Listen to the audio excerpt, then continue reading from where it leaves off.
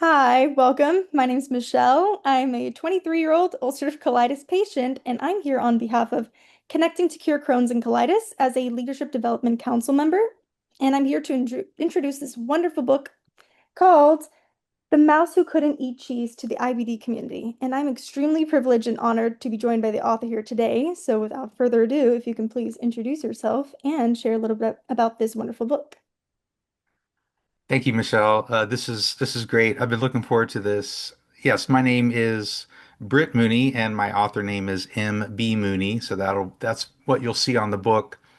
And I've been a teacher. I've been around. I've been writing since I was in the second grade, and I love writing books and I love telling stories.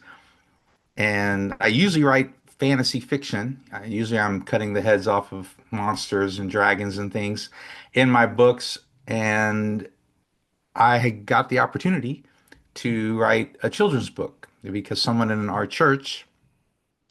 my church, they had a daughter who had Crohn's disease and they wanted to write a children's book to bring some awareness. So, you know, I took the challenge. I was the only writer they knew, so it wasn't because they thought I was going to be a great children's book writer. I was just the only guy they knew who wrote. But I had little kids at the time. They were like 3 and 5 and 7. So I was reading children's books all the time to them, and I had my favorites. So I really took it on as a challenge. I thought, well, this would be really fun and really important because they were family friends and they were, close friends of ours and someone in our community that I wanted to help give some awareness to because it's been, when I wrote it, it was like 10 to 12 years ago.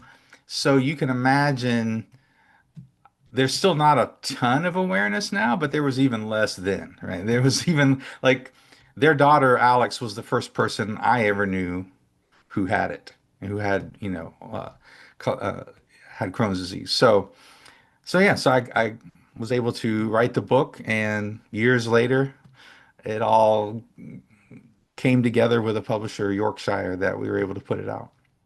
Nice. Yeah. So it tells a story about the little mouse named Maya who can't, eat cheese and she's, playing and being active, right? And I'm curious, what inspired you to write this story about, difference and acceptance. So you said that you wanted to bring more awareness to it, but difference and acceptance aligns so closely with connecting to Cure's mission of empathy and understanding. So where do I guess Right. themes align with your inspiration? Yeah, so basically Alex's mom, Lori, gave me the title. That's what she had. And she wanted there to be an owl who whose name was Alex. So she wanted an owl character named Alex, named after her daughter, and she wanted a mouse who couldn't eat cheese. That's really all she gave me. And of course, like I said, Alex was the first person that I knew who had Crohn's, and so, but I didn't know a lot of details, and I didn't know what her life was like. So I just asked a lot of questions from to Lori about, well, what was Alex's life growing up? Like when she was a kid, what are some of the things she struggled with? And and the big thing that kept coming up was how hard it was to make friends because there were so many times she was in the hospital, or so many times it was hard to make plans because you didn't know whether she'd be in the hospital that night and so to find friends who were understanding of the situation and were willing to give space for that, Mm. that's what I thought would be a great theme because that to me that should be what you tell really anybody. I mean, that's kind of basic humanity, right? But at the same time, when you're a kid, I didn't want to make it a book that just gave all this medical information about what Crohn's disease is. I didn't want to do that because I didn't like those books as a kid. I didn't like reading them to my kids. I wanted it to be something universal that really, even if you didn't have Crohn's disease or didn't know somebody with Crohn's disease, it would still be a good lesson. It would still be something that people wouldn't want to learn about universally, is how to give space for people who have some sort of chronic disease and may live a different sort of life because of that. And especially an invisible illness. And that was a big thing too, because for most people who have Crohn's, or maybe all of them, you can't tell that they have it. It's not something visible. And so that's why there's the part of the book where Maya has to kind of be brave and share why this is happening and why there's conflict. And and also having Alex go through the anger and the frustration of feeling let down and feeling like maybe she doesn't want to be my friend and all that sort of stuff, which I think kids are, it's sort of, like I said, universal. And I think kids can really relate to because they want to make friends, but it's the sort of lesson to try to help them to see beyond their own experience, which people who are even 40 sometimes need to learn that. But still, as a kid, that you want them to do that. You want to look past their own bubble, as it were, and try to understand kind of what other people are going through. So that I was trying to put a lot of those things in it while still also giving specific awareness to Crohn's disease. Yeah, 100%. And I feel like stories like yours can deeply resonate with kids who feel left out by their peers because they've never given the chance to share their stories. And it's easy to make assumptions or jump to conclusions or, no pun intended, judge a book by its cover without reading into someone's, full story or getting the full context. And because it's easier to say like, hey, why won't you eat the food that I offered you? Or why do you keep canceling plans? Whether it's to, avoid conflict or whether that's because people think they already know the answer. It can make kids feel, misunderstood or isolated since, if you're the only one, let's say, not invited to a birthday party out of all of your classmates, how can you not feel that way? And Right, whether it's because other people perceive you as rude or weird or whatever it is, only you know the real story and it's your story and nobody else right, knows it. But books like these show kids that they're not alone and they're kids that are out there that actually understand exactly what they're going through. And kids with chronic illnesses will definitely deeply connect with Maya's story regarding her symptoms and the accommodations she needs and navigating her friendship with Alex. And that's healing in itself. And especially when you have that representation in the book that you talked about, where it's like said in a non-clinical way. Because I know that whenever I see even a celebrity mention like IBD, I will immediately like send someone a clip of that. So it's definitely something that resonates with everyone. And I also want to highlight the fact that the mouse's story feels much more than a children's tale. It seems like a Mhm. metaphor for like the resilience and the self-acceptance as well. So with that in mind, what lessons do you hope readers take from that journey? Yeah, for me, it really came down to, if you're going to be friends with someone who has sort of a different lived experience, you should sometimes you have to enter that lived experience in some way. You have to enter that in some way. And you have to be willing to sort of expand your mind to, in this case, play a different way, right? So I mean, again, pretty much all of it was on purpose that I wrote, in the sense of, you know, the owl, Alex, who does not have Crohn's, she's like, oh, I like to play like this. But then, but sometimes somebody with Crohn's can play that way, can play very actively and be very energetic and, do those sort of quote unquote normal kid things.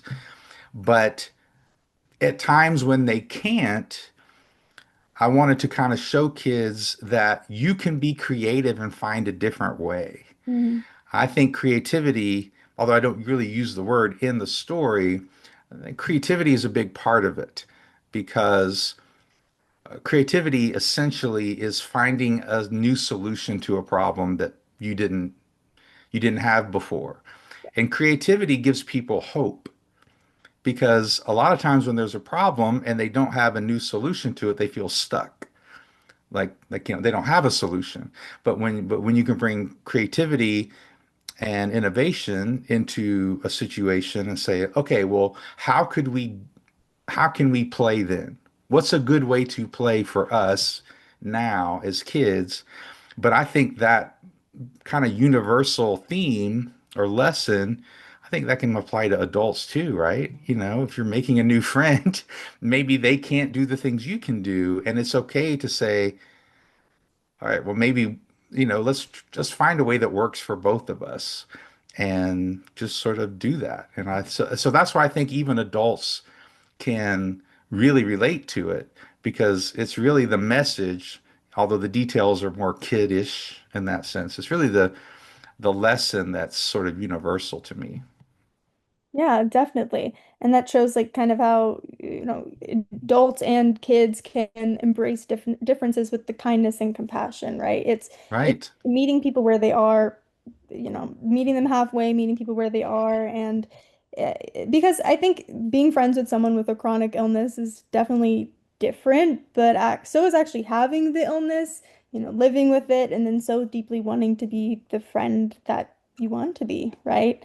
And Right. I think this book is not only, as you said, like educating kids and adults on chronic illness, but it's also using Maya's voice to highlight how people with chronic illnesses truly show up for their loved ones the best way they can given their circumstances, and sometimes just need that, that safe place and that listening ear to understand them. And I think you can see Maya navigate this process with Alex, the owl, in real time. And I think that this definitely gave me like an odd sense of relief and comfort and like an Mm, inner healing as I'm an so I glad. yeah, as an IBD patient because I definitely connected with it so much even as an adult. And since connecting to cure brings comfort and hope to families facing health challenges, I wanted to ask you, how do you think stories like yours can serve as a source of healing or connection for kids who feel isolated or misunderstood?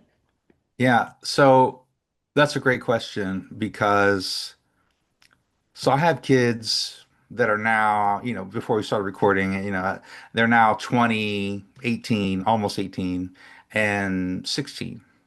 And so my youngest has ADHD, right? And but we've done this for all of our kids, not just with us, but at school, is teaching them how to advocate for what they need, So right? important.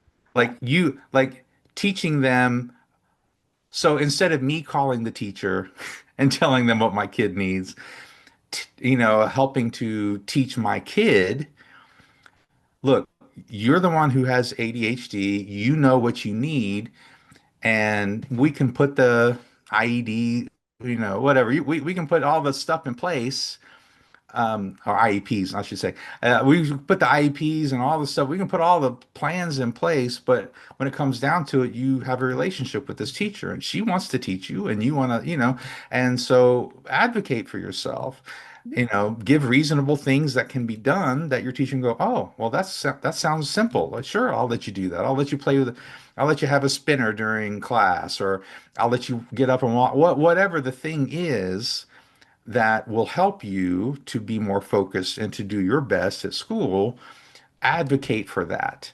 Or if there's whatever, or if it's a different situation, whatever that situation might be, I think it's important to teach our kids how to advocate for themselves. So that's probably part of why Maya does that in the story, is she's willing to be vulnerable instead of just because, like you said, that was one of the recurring themes that I heard from Alex's mom was that she had a really hard time making and keeping friends. Yeah. And but kids with a chronic illness or and Crohn's disease, right? They need friends just as much as anybody else. And so, yes, it might be difficult for them to make friends, but it's easy sometimes when you have, because you can hear all the lies as a kid with Crohn's disease, maybe like, I don't want to bother them. I don't want to, well, whatever, all the things that actually make you more isolated. Yeah. And so kind of helping on that side, helping kids to see like you're not alone, and B, if you're just a little vulnerable, then maybe the other person can, you guys can find a creative way to be friends. And because again, that's a universal thing. We all want to have friends. Like we all want that. That's part of human nature, human makeup, you know? And so, yeah. And, when I first wrote it and I shared it with my writing group at the time, we were in person and everybody cried. It's like five or six people. I cried when I wrote it, and I don't have Crohn's disease, right? But something in it pulled at me, And when I asked the people why they were getting emotional when we read it, they said it reminded me of the kid I knew in school who they had cancer or they had, I mean, like it wasn't Crohn's disease, but it made them remember people that they had known that they had to do that with, that they had to kind of go a little above and beyond and be creative with and have that sort of um, relationship with. Yeah, 100%.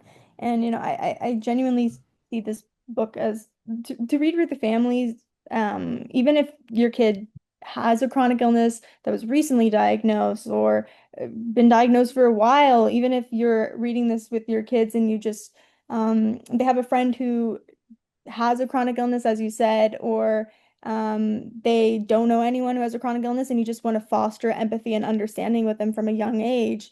I think it's just a way to show empathy and understanding and to, yeah, just finding creative ways to make friends and to show people that being different doesn't mean that you have to be alone and being different Good. isn't a bad thing. Yes. Yeah. Yeah. So, with that being said, also from a creative standpoint, since we're talking so much about creativity too, what was it like bringing the story to life with your illustrator? Because I think that this book was also greatly illustrated. And were there any moments in the process as well too that reminded you of the book's core message about like collaboration and community? Yeah. So I wasn't as directly involved or communicated with the illustrator. Okay. So, but I agree. I told the publisher, and I don't know any publisher that would disagree with this, but so I was a big comic book kid growing up. So to me, the art is incredibly important. To me, it's like the art needs to be great. The art needs to be just great. And so, the publisher did let me help choose someone with a certain style. And she did such a great job, and I think that she really captured the heart of the book. She did a great job capturing the heart, but also making it the woodland creature sort of element to it. And yeah, no, I mean, I really think that she just was able to capture it. And but also as the writer, and of course, I had to learn this, what you have to do with a children's book, you don't give them suggestions, but yeah, it's a writing thing.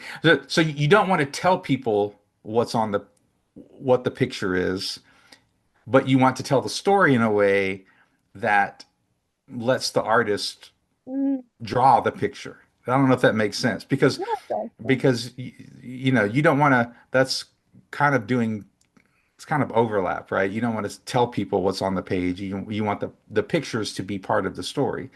And so I had to learn that. I had to cut a few words. I had to learn, as a writer, I had to do some stuff and edit and revise. But I think she did a great job. She did a great job just like I said, fleshing it out. And I love it. I love the artwork. I think it's amazing. I do too, and I think you can see the lessons, you can see like the emotions on the paper. Yeah. I think like the way that each metaphor lesson and even the educational information about Crohn's disease at the very end through your written words, the syntax, the illustrations, it's all, very clearly there. And I can just see how much love, effort, and ultimately like thought, intent, and purpose is put into the book from beginning to end. So I just think it's great. And Yeah. I also I know that reading this story definitely uplifted my spirits a bit, and as Connecting to Cure celebrates, stories that uplift and inspire, What impact do you hope The Mouse Who Couldn't Eat Cheese will have on families who read it together?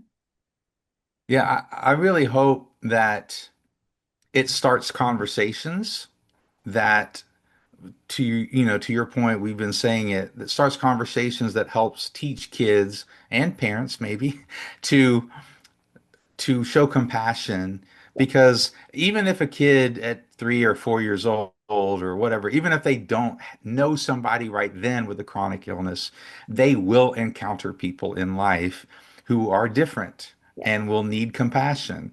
And so I just hope it starts those conversations. So that's first. Second, I, and you've already talked about this, so it makes me happy that you said it. I do want kids and young people or adults with Crohn's disease to feel seen, Yeah. to feel seen. Because it is such a quote unquote invisible illness. Mhm. I think it's difficult for people with Crohn's disease to feel seen, understood. And that's another very human thing. We all like that. We want to feel seen, heard, understood. That's part of feeling loved, you know? And so I wanted to do that too. And from what I hear from you and other people who have read the book, I think I've done it. But that's what I hope. That's when I wrote it, that's those are the two main things I wanted. I wanted to teach people who I'm bringing awareness to, teach them compassion and empathy, but then also those with Crohn's disease to feel seen and heard. Yeah, yeah, and as you said, as an adult, as a kid, I really think that reading this will make you feel seen because I definitely related to the experiences that Maya went through. I think my friends, even if my friends read it, my family read it, they can even resonate with the experience that Alex went through, Alex the owl went through, because again, it's not easy. It's not, a straightforward situation being a friend or a loved one of someone with a chronic illness. It is different, but it's not an uncommon necessarily experience. It's Mm, going through it, and I think it's just not talked about enough. So I think that this book definitely brings awareness. It can make yeah, caregivers feel less alone, friends feel less alone, and definitely people with chronic illnesses feel less alone, or just yeah. people that are different in general feel less alone. Absolutely. And one of the things that was inspiring about Alex is, and I don't know if this is true about you or a lot of people, but since she had a little bit more of a severe case, she Mhm. spent a lot of time in the hospital. Yeah. And so that already feels probably sort of isolating. So she kind of had to be creative with how she spent her time. I mean, Mhm. like at some point, she, she had to figure out some things to do and ways to engage. And what she would do a lot of times is she would get up and go visit other patients. I mean, she was such an amazing Oh, young woman, and her dad would go with her and they'd go ask people their stories. And so she was just such an inspiring young woman. And so it was just such an honor to sort of help continue to inspire people with her story. yeah. Of course, and you can feel, as you said, like you when you were writing the book and everything, you're getting emotional, and others are getting emotional too, and you can just feel the story almost through your work, and you Mm, feel that there's a personal aspect to it, and I just think it's awesome to create something out of that story. And just in general, the way that she was able to accommodate herself and still hmm. connect with others through such an isolating experience and such an isolating disease in general. I think that's awesome. It And is. you can She also, was awesome. yeah, and you can also see Maya in her own way do that in the book, right? Not necessarily a mouse being in the hospital, but her own way of navigating her friendship with Alex, Hmm. Yep, for sure. accommodating herself and advocating for herself. So I think it's something that we can all learn to do. Yep, So it's awesome. awesome. Yeah. I mean, with that being said, do you have any final remarks before we sign off? I don't want to take up too much of your time, but maybe where people could find the mouse who couldn't eat cheese, anything else? Yeah, so you can find The Mouse Who Couldn't Eat Cheese. You can find it on Amazon. This is where most people like to go, right? If but it's also on a couple other sites, Barnes and Noble, I think. There's, some other sites, but Amazon's kind of the main one. Or you can go to Yorkshire's main, website, the publisher. You can buy it off of there. But yeah, just to tell people to, enjoy it, get it, read it with people, you know, give it as gifts, you know, all that sort of fun stuff. I really do. Again, for me, it's not really about selling a lot of books. It's just, you know, getting that message out there and helping people again feel seen and heard, and then also encouraged to, you know, reach out maybe when they normally wouldn't, you know. 100%. Yeah. I think it's definitely something that will not only make people feel seen and heard, but people can find their own courage through Yeah. hearing Maya the Mouse's story, and even knowing the inspiration behind the book as well. Knowing that Hmm. personal aspect through just this interview itself, I think that also adds another layer to it for sure. So Yeah. thank you for that. Yeah. No problem. Yeah, thank you so much again for your time and for allowing, connecting to Cure Community to take a peek into this wonderful story and just the creative process behind it in general. It's really appreciated. So thank you. Thank you. This was great. Thanks, Michelle. All right. Thank you.